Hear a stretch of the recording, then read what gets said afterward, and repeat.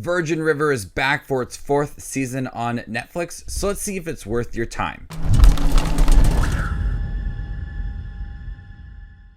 Hey everybody, my name is Justin here. I try to watch everything that hits theaters and on streaming services like Netflix. If you guys are like me, make sure to hit that subscribe button down below for more up and coming content. Despite not knowing whether her baby belongs to her deceased husband, Mark or Jack, Mel begins season 4 with a sense of optimism. For years, she yearned to be a mother, and her dream is one step closer to reality. While Jack is supportive and excited, the question of paternity continues to gnaw at him. So at the end of the 3rd season, it was revealed that Mel was pregnant, but Jack may not be the father of her baby. And that is one of the biggest storylines within season 4 is how is she handling this pregnancy since she had lost a baby previously, and how is Jack handling possibly being a father to Mel's child, while also Charmaine has twins, and so a lot is going on in Jack's life, and he is stressed as can be. He tries to hide it as he's got his job at the bar. He's becoming a father to possibly 3 kids all at once, and it's really weighing on him. And they do a great job within this season of creating a realistic storyline for Jack, almost a relatable story for, I'm sure, a lot of people, as that he starts to drink and he passes out quite often, and he's dealing with being an alcoholic. And that is putting a strain on the relationship between Mel and Jack. And so we see a lot in here, this development for this character, as he feels like there's a lot of responsibility on him. He decides to handle it with drinking. It's a storyline that's hard to watch as we see all of like the stress that is on him, but also that stress on that relationship with Mel as well. As she gets into her pregnancy, she needs Jack there, and he's not there to help out. And so it creates this realistic, relatable situation for, I'm sure, a lot of couples, and it's heartbreaking to watch. This is probably the season that has the most personal moments for both of these characters, as we see Jack dealing with the struggles and Mel really opening up about how she feels about Jack and his drinking as well. It creates a very strong relationship as they try to depend on each other, and she's there for him when he passes out from drinking or he's contemplating drinking a lot.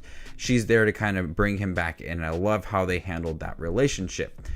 The one thing that Virgin River does so many times, especially within this 4th season, is that every episode feels like it has to end with a cliffhanger. And there's new characters involved within season 4. We have a new doctor that works alongside Doc and Mel, and he's in the market to start a family of his own. And there's a character that comes in that has a connection to Doc as well. We deal more with Calvin, and there's just so many different characters, there's so many storylines, so many cliffhangers for each of these characters. And at times they offer you a cliffhanger, and then they either wrap it up pretty quickly or they don't really continue too much of it.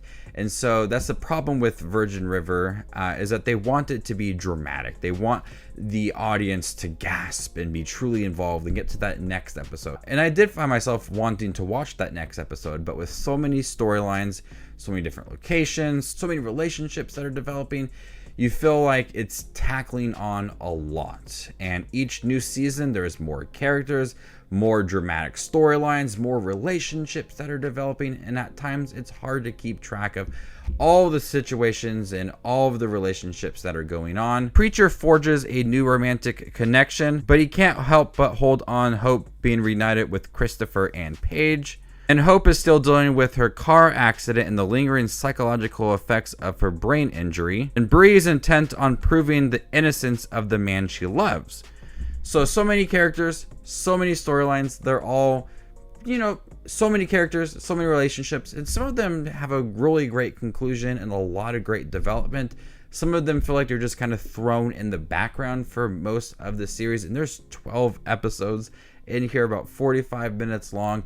It's a long season, but that main focus on Mel and Jack is what drives this season. Watching Jack, kind of everything just topple down on him. Watching Jack and everything just kind of fall onto him with Mel and Charmaine and his bar, and he wants to start a new business as well. A lot of things are happening. and it creates the most personal touches to this series and the most dramatic moments for them too. And you do feel that love between these two characters. I also love the community within Virgin River, and I've always appreciated how they crafted that. But here I've noticed it really heavily. There's 3 people now working with each other: Mel, Doc, and this new doctor. And if one of them needs to step out to go do something, or one of them is unavailable, they rely on each other and they're just there to help out, and they don't mind it. Or if Jack and Preacher are working together and Preacher needs to go off to do something, or Jack needs to go off and do something, the other one will take care of the bar, there to help each other out. That sense of community has always been strong, and it's very strong within season 4 as a lot of the characters are starting to rely on each other. People need to drive Hope around, people are helping out Doc, people are helping out each other, and that's just building towards all of the relationships within here, and it creates that sense of community and that love within the show, and everybody's depending on each other, and it develops some awesome relationships within season 4.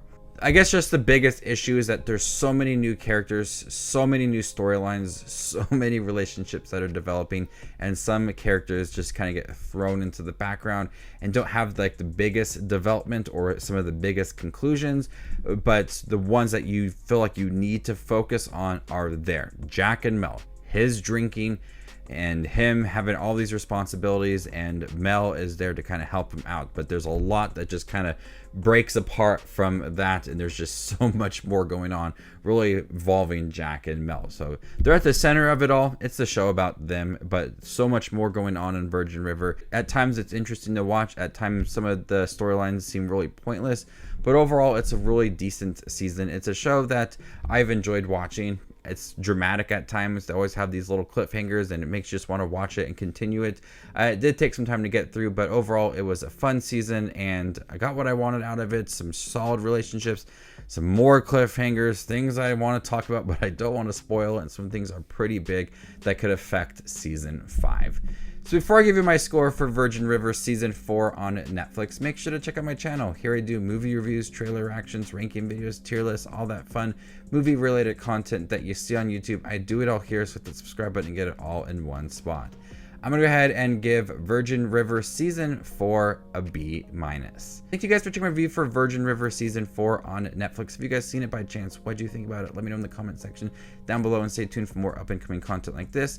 My name is Just Watches Movies, and you guys stay classy, YouTube.